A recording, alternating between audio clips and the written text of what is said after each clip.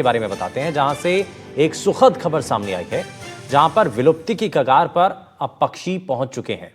गोंडावन को बचाने के लिए लगातार कोशिश की जा रही है और आपको यह भी बताएं कि ये कोशिश रंग ला रही है। अब आप देखिए कि कैसे गोंडावन को बचाने के लिए जो प्रयास किए जा रहे हैं, जो कोशिश हो रही है, वो कितनी सार्थक नजर आ रही है, ये आप जरा देखिए।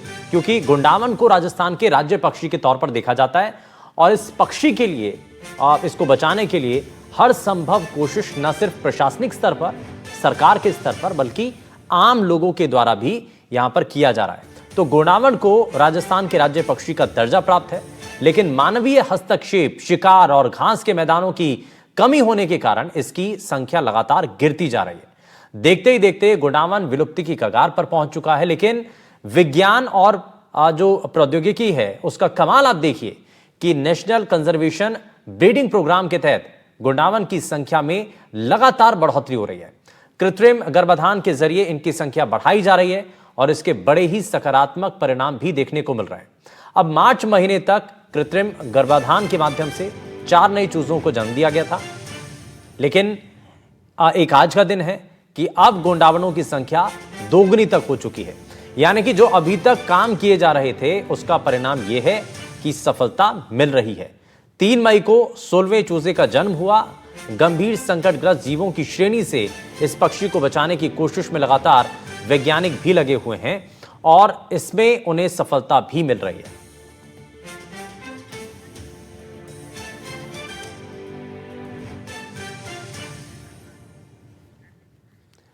तो ये 16वां गोंडावन है जिसकी तस्वीर आप देख रहे हैं और जो गोंडावन को बचाने के लिए जो लगातार प्रयास हैं वो कितने सार्थक नजर आ रहे हैं, जमीन पर कितने बेहतर तरीके से काम कर रहे हैं, ये उसकी तस्वीर है, क्योंकि संख्या दोगुनी के आसपास तक पहुंच चुकी है।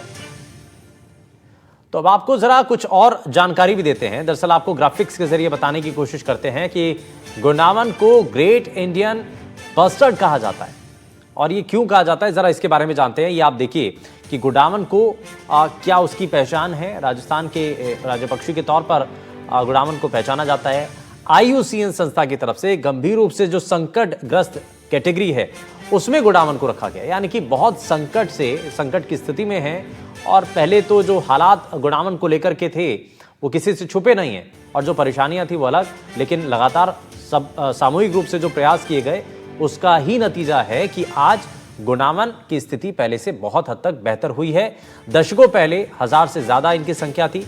1978 से लगातार इसकी संख्या घटने लगी और 2025 में, जो हम आपको ग्राफिक्स के जरिए दिखा रहे हैं, आप देखिए कि 2025 में इसकी संख्या घट करके सिर्फ 125 तक पहुंच गई। जिसकी हजारों में संख्या थी वो महज 125 तक आकर के सिमट गए।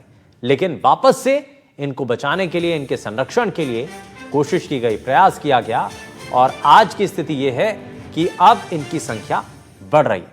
2025 में इसकी संख्या जो है घट करके 125 रह गई थी, लेकिन गोंडावन की ऊंचाई 1 मीटर तक होती है।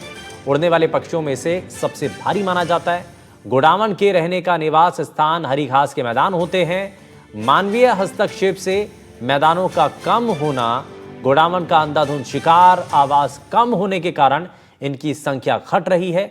मुख्य रूप से गोंडावन राजस्थान और गुजरात में पाए जाते हैं। हालांकि कुछ आबादी महाराष्ट्र, कर्नाटक और आंध्र प्रदेश में भी पाई जाती है। ये ग्रेट इंडियन बर्ड सर्वाहारी होता है और मुख्य रूप से इसे खाने में टिड्डियां ज्यादा पसंद होते हैं। ये पक्षी गेहूं, ज्वार और बाजरा भी खाना पसंद करता है। प्रोजेक्ट GIB के जरिए गोंडावन का संरक्षण आर्टिफिशियल इंसेमिनेशन के जरिए चूजों का जन्म हुआ है और मार्च 2025 तक 4 नए चूजों का जन्म हुआ है।